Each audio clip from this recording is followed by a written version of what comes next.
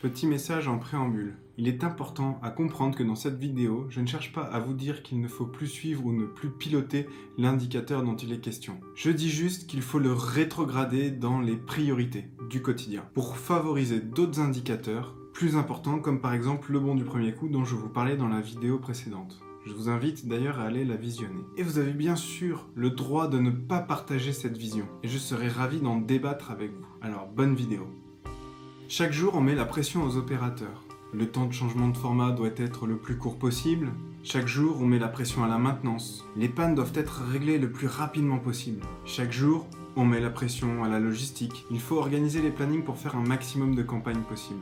Et tout ça pourquoi ? Pour booster le TRS. Mais est-ce que le TRS doit vraiment rester une priorité de la production ? Est-ce en faveur de la performance et de la qualité ?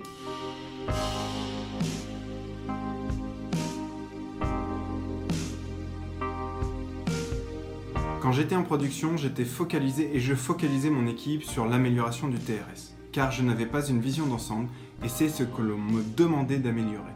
Ce n'est que quelques années plus tard que j'ai pris conscience qu'il y a d'autres façons de rendre un site globalement plus performant. C'est pour ça que dans cette vidéo, je vous propose le top 5 des raisons de ne plus porter autant d'intérêt au TRS. Numéro 1, le boulot du site, ce n'est pas la production. Améliorer la TRS, c'est rendre la production plus efficace, plus performante. Selon la théorie des contraintes et la mécanique des fluides, c'est pour augmenter le débit en sortie de production, à savoir sortir plus de l'eau chaque mois à coût constant. Mais si on prend une image plus large du flux, et pas uniquement que la production, ce sont rarement les étapes de production qui pénalisent le flux, sauf si vous avez un produit très particulier. Sur la totalité des sites sur lesquels je suis intervenu, le boulot se situe soit au CQ, soit à l'AQ, pour la libération.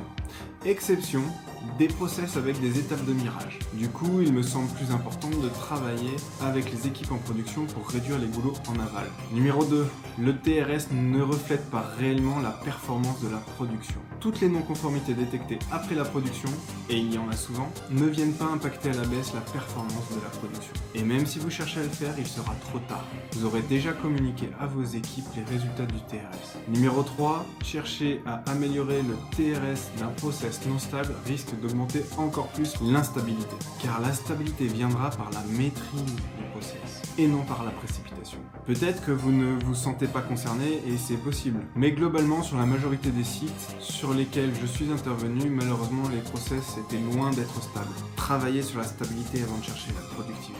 Numéro 4, ça ralentit la collaboration entre les services. En effet, le TRS est un indicateur purement production, qui va mobiliser donc la production et la maintenance. Les autres services, tels que l'AQ et le CQ, ne se sentiront pas du tout concernés, et auront souvent même des objectifs contradictoires avec le TRS. Du coup, il sera difficile de créer une cohésion de groupe, et d'aligner tout le monde sur un objectif commun. Et si tout le monde n'avance pas dans le même sens, alors votre site va stagner, voire reculer. Numéro 5.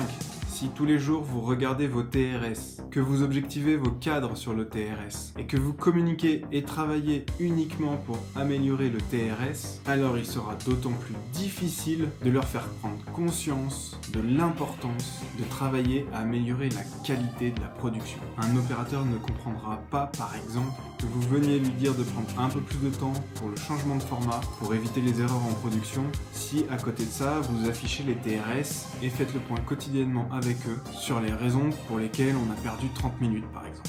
Voilà, encore une fois, vous avez le droit de ne pas partager cette vision. Au travers de cette vidéo, j'essaie d'exprimer qu'il y a peut-être d'autres priorités à traiter avant de pouvoir aller chercher à améliorer le TRS en toute sérénité. D'autres priorités qui pourraient avoir un impact plus positif sur la performance globale du site.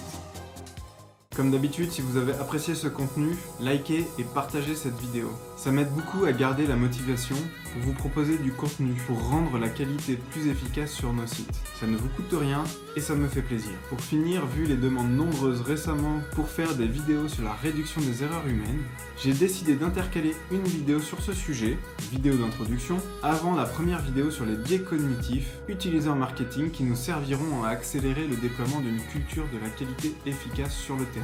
Je vous dis donc à la semaine prochaine et n'oubliez pas d'ici là, incarnez le changement que vous voulez voir sur le site.